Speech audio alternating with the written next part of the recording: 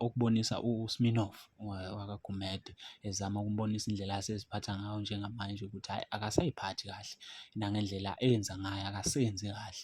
Ubezama laphana ukuthi elungise lapha nalapha, njengoba eze wamenishina nokuthi kunomunye umcimbi engicabanga ukuthi niyawazi nani eminyakeni embalwa edlule.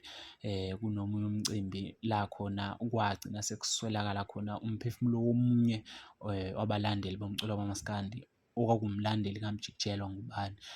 Ngazo iy'nxushunxushu lezi eziba khona uma umculi engena esiteji, bese kuba khona abaculi abangamthandisisi, bese kuba nokuxabana phakathi kwabalandeli bakamaskandi.